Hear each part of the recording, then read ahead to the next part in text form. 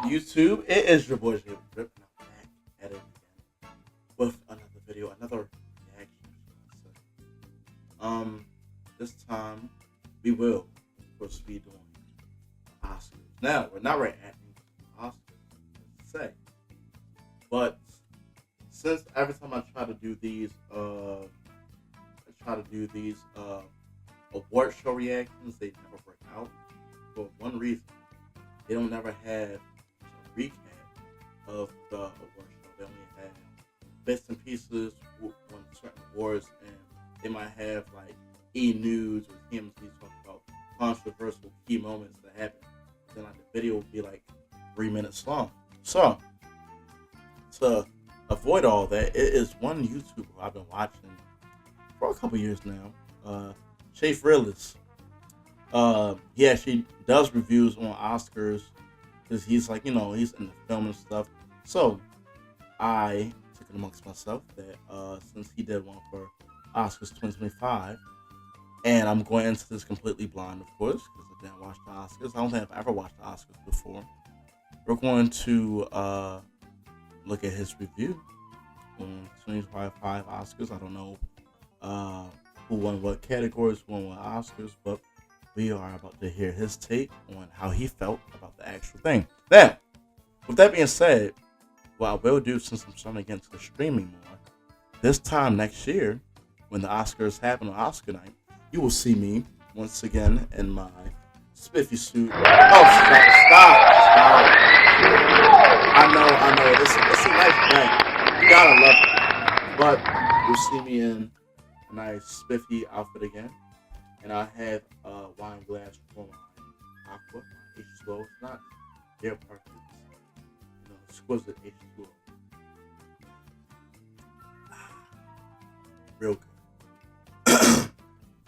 And we're just going to go right into it.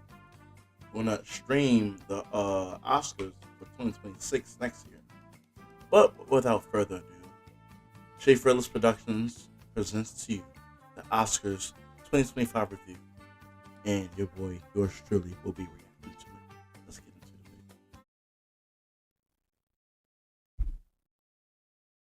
video. Funding for Chase Realist is provided by... Wait, I'm seriously not used to the Oscars being so good so many years in a row. These are supposed to be cringe-ass ceremonies with unfunny jokes and celebrities constantly patting themselves on the back. Not actual compelling celebrations.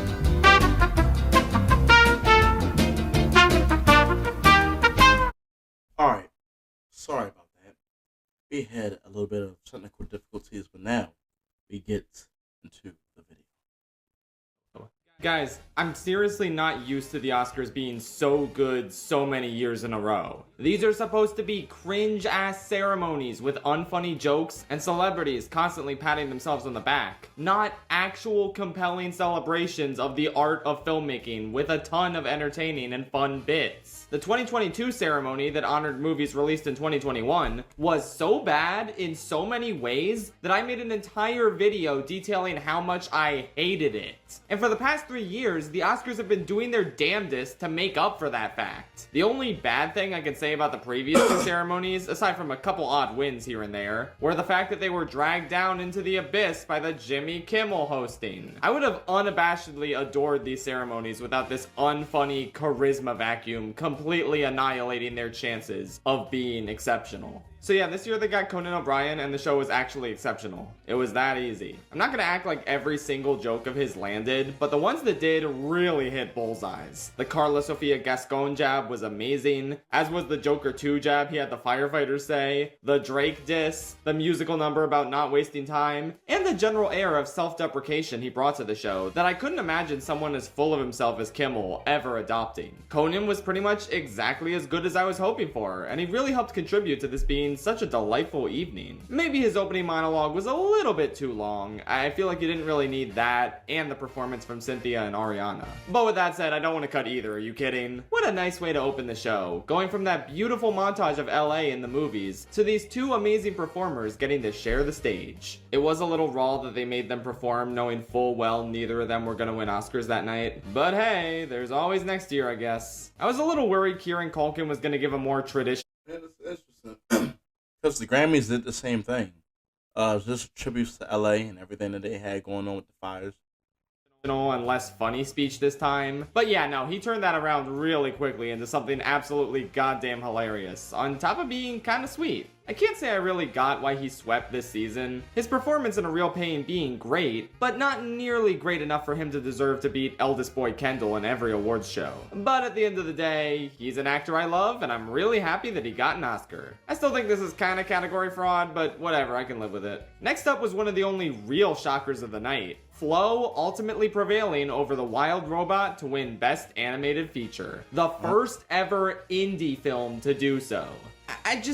How did we get here? How did we go from this being the boring, predictable, just give it to Pixar award to something that Academy voters actually take seriously, an award to a film that they consider to have the most artistry put behind, instead of just defaulting to what their kids like? Don't get me wrong, The Wild Robot was my favorite film in this category, and I'm a little bummed about its loss. But on the other hand, I was absolutely uplifted by Flo's win in this category. It seems too good to be true that a tiny, independent film with no dialogue, made entirely in Blender, could beat multi-million-dollar productions from Disney and DreamWorks. Whether you think Flo deserved the win or not, you have to admit, this has got to be what Guillermo del Toro was talking about a few years back, when he declared that animation is cinema. That means offering acknowledgement to the artistry and unbridled sense of wonder that goes into more obscure, independent animated features like Flow. It definitely is. So if it means The Wild Robot had to lose in order for indie animation to get its time in the spotlight on the entertainment industry's biggest stage, then yeah, I'd say that's a worthwhile trade-off. Even if it does seem like the Academy hates DreamWorks. Like, goddamn, aside from their co-production with Aardman, Curse of the Were-Rabbit, they haven't won in this category since Shrek 24 years ago. Again, I'm not gonna lie and say that I'm not a little bit bummed, but The Wild Robot had plenty of attention already, and it didn't need this Oscar win. Flow and independent animation in general did. What happened next? I think Squarespace took home Best Website Builder. No surprises there. I really loved the speech they gave for that win. Let me recite it all right now for you. Engage clients and monetize premium SEO tools, sitemaps, and on-brand web porters. More people when you're ready to launch. Use one of my favorite elements of the show was how much more it felt like they wanted to celebrate the technical categories like costume design and cinematography, where they got 5 actors from the nominated films to talk about each one of the nominees. It was a nice addition, allowing these craftsmen the time in the spotlight they rightfully deserved for getting nominated in these categories. When I was younger, I used to find anything that wasn't picture, acting, or animated feature boring. But the older I get, the more I appreciate how this ceremony is a chance for hardworking non-celebrities to get the attention and respect they deserve. I was really moved finding out that Wicked's Paul Tazwell was the first black man to ever win Best Costumes. I was really happy seeing Lowell Crawley accept Best Cinematography because his name is Lowell. Like, L-O-L. That's his name. Okay, maybe I am kind of a child still. Oh well. Speaking of funny names, I liked when that short film I didn't watch won, and one of the guys to get an Oscar for it was Trent. No last name, just Trent. I don't know, I got a real kick out of that. Shout out to my boy Trent. Aside from the shorts, most of the wins were pretty predictable. Like, whoa, you're telling me The Substance won makeup? That's wild. I was pretty happy with most of said predictable wins. But you knew this was coming. Let's talk about Emilia Perez for hopefully the last fucking time on this channel. I'm not mad that Zoe Saldana and El Mal won. I'm just disappointed. That's mostly because I saw these wins coming from a mile away, so I accepted them as a foregone conclusion. If Emilia Perez won International Feature over I'm Still Here, then the Academy would have caught these hands, but I'm getting ahead of myself. Look, at the end of the day, Zoe Saldana is a good actress who's been putting in good work for a while now. I don't know how or why she swept the season for a decent enough, I suppose, performance in an abysmal movie. But again, I can't stress enough that she is the best part of the film, and it could have been worse. Now, do I think this is a worse win than Jamie Lee Curtis? Actually, that's a really good question. You know what? Maybe I'll make a video ranking all of the acting winners of the decade so far, just so I can decide which one of them ranks at the bottom. I mean, for all I know, maybe it's Will Smith and King Richard who's actually the worst. I never watched that movie. Yeah, this would be interesting. Stay tuned for that. Elle Mall also I think sucked great as a win, but at least unlike supporting actress, there really wasn't a lot of strong competition. It is so funny seeing Diane Warren go home empty-handed for the 16th time. Stop nominating her shit songs, Academy, I am begging you. Oh yeah, this isn't in the script, but I forgot to mention, the speech for Elle Mall was really cringe. When they started singing, I wanted to kill myself. Anyway, honestly, these were the only 2 wins that really made me upset in any capacity. I was very pleased with just about everything else on some level. And that includes my astronomical excitement for I'm Still Here taking home Best International Feature. Oh, thank God we gave it to a real movie instead of that Emilia Perez horseshit. It would have been really funny if Flo just swooped in out of nowhere and took that too, though. But yeah, no, this was absolutely well deserved. Go Brazil! I was very pleased with No Other Land taking home documentary, and I found that speech particularly powerful. Probably the best one of the whole night. It was nice of them to toss some pity technical Oscars to Dune 2. I'm glad Wicked got its flowers for production design and costumes. Brutalist absolutely deserves cinematography and original score. As for Best Actor... I didn't see The Brutalist, but I heard great things. Cinematography got its flowers for production design and costumes. Brutalist absolutely deserves cinematography and original score. As for Best Actor... look, they were never gonna give it to Coleman Domingo, I get it. So I guess Adrian Brody is a fine enough win. I wasn't the biggest fan of The Brutalist, but he does give a great and towering central performance in it. Even so, I thought it would have been kind of cool for Timothy to swoop in and take it, beating Brody's record and becoming the new youngest Best Actor winner in history. It just seemed very poetic and cool. To be fair though, I wasn't the biggest Complete Unknown fan either, and I feel like Timmy deserves to win for a meteor performance. Like Dune Messiah maybe? Just spitballing here. Anyway, yeah. Hey, I'm gonna keep it a bean. I've never seen Timothy Chalamet ever act. I've never seen Dune. And what else was he in? I've just never seen the bro act. So let me know if y'all want to see me react to a movie that he's in. You tell me whatever movie or media you want me to watch him in. Both are on the channel. I give my own judgments. Because now that I go to the school, I go to Towson University for acting. I know a thing or two about actors, so I think I can say a thing or two about actors. I'm going to keep it positive, though. But, I mean, I'm expecting good things because everybody talks about Timothy Chalamet. Excuse me. Still got the wisdom tooth growing in my mouth. So, that's why I have a lisp.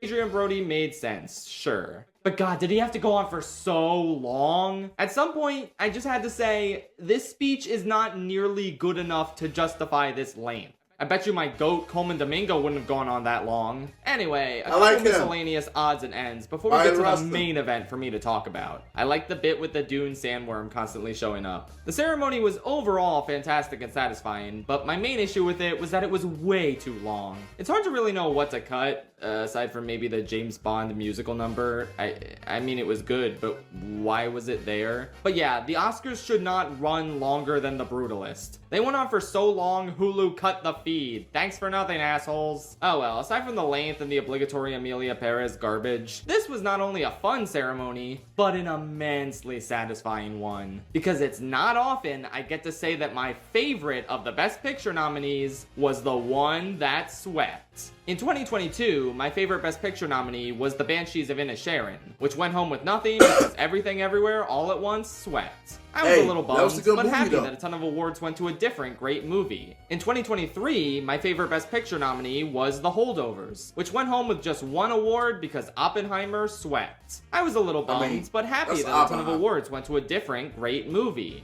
In 2024, my favorite Best Picture nominee was Anora, which fucking won everything! Yeah, now that's what I'm talking about! I went into this with a hunch that the Academy was gonna favor Conclave, since it absolutely more so resembles the kind of movies that win Best Picture. I know Conclave has a lot of fans, and I totally respect that. It's a very hard movie to outright hate, but I can't say I was really a big fan of it myself. I braced for it potentially beating my beloved Anora, and I waited with bated breath to see if Anora could remain competitive by picking up original screenplay.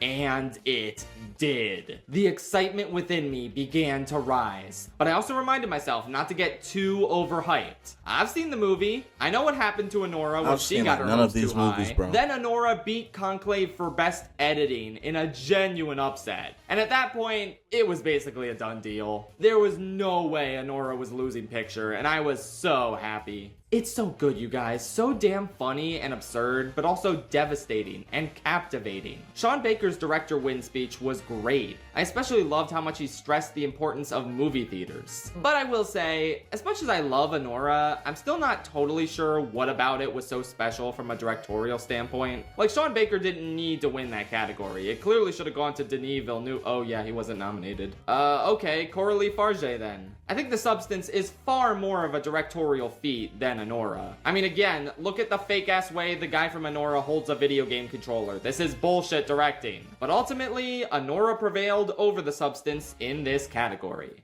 And that reminds me, the nail-biter of all nail-biter categories. Best Actress. Going into the ceremony, no one knew whether it would be Demi Moore, Mikey Madison, or Fernanda Torres. I didn't count any of the three of them out, but I have to say, I did kind of have a hunch that even if Anora didn't sweep all the other major categories, it was probably going to Mikey Madison. And after Sean Baker took home every Oscar he was nominated for, the writing especially was on the wall, and I was not shocked at all when Mikey's name was read. So why was I so unfazed by such an upset? First of all, I fully think Demi Moore would have been an amazing win. Not just for her entire career, but for a really devastating and committed performance. Not to mention, Mikey Madison absolutely would have been back at the Oscars in the years to come. While it's hard to say if that's in the cards for Demi. But ultimately, let's not kid ourselves here. The Substance is a gory body horror film. The fact that it was even nominated in all of these categories is kind of the win.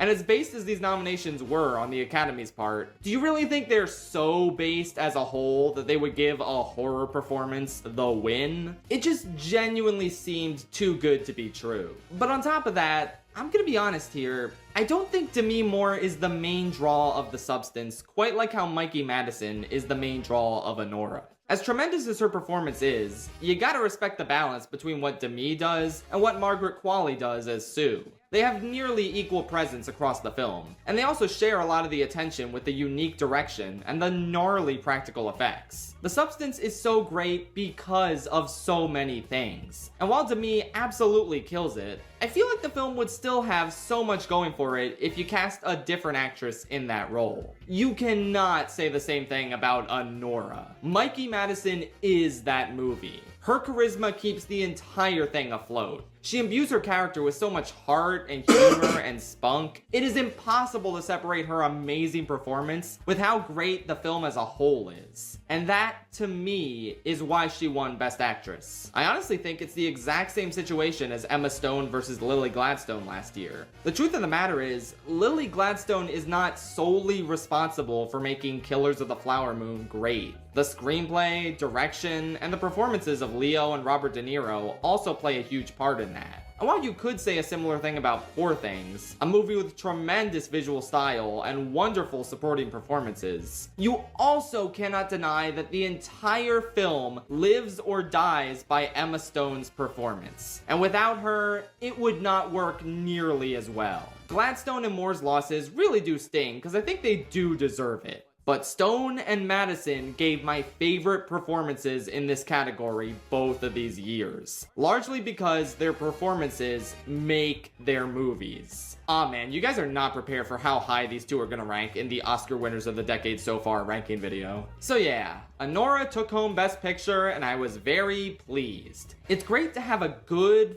fun, accessible Best Picture winner. That seems to be the theme of the decade, honestly, between this, Everything Everywhere, and Coda. Hell, I wouldn't call Oppenheimer a fun film, but you can't deny we had some fun with it anyway with that whole Barbenheimer trend. I'm sure tons of people will scoff at Anora's victory, much like how they did with Everything Everywhere and Coda. But honestly, I could never bring myself to hate any of these movies, even if I thought Everything Everywhere was a little overhyped that season. Even if Coda winning is still kind of bewildering to this day. Seriously, why did that happen? I'm honestly even in a bit of disbelief that a movie as goofy and madcap as Anora actually pulled it off. But I suppose, much like how animated feature has been changing for the better, Best Picture winners are getting more and more accessible, largely thanks to the shifting demographics of the Academy. I'll take a winner that makes me feel the full gamut of human emotions like Anora does, over a rather stuffy and boring film like some of those the Academy used to reward any day.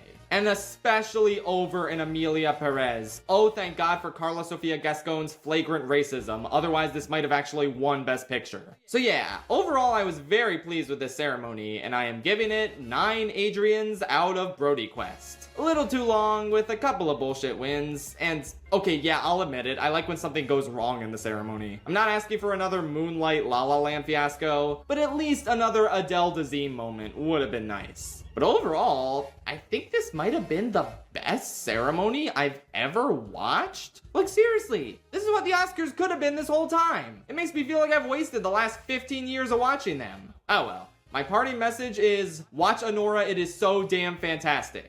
Or, you don't even have to do that, but at the very least, watch Flow. It is a cute and compelling movie about a little cat, and if you have the gall to say that animation is cinema on Twitter, you better put your money where your mouth is and support this damn movie, or once again, I will break into your house and make you feel unsafe. Good night, Dolby Theater. Alright, so, looks like if I want to, not if I want to, but before I stream 2026's Oscars, I need to get my movie palette up a little bit, because 90% of the stuff you mentioned, I did not know even existed. Except for like Everything Everywhere All at Once. That was a great movie. But even with a movie like that, I watched it for an essay that I was writing, and it was around the time it came out, and I needed something to write about, and I don't know. Like, I don't know if I would have just seeked the movie on my own. So yeah, but that's the closest we're gonna get to the Oscars until next year when I stream the actual event. I'm gonna stream the event on Twitch because I don't think YouTube will be dropping the whole thing, considering it's still sort of copyright laws. Other than that, it was your boy Drip, and I will be signing out until next time.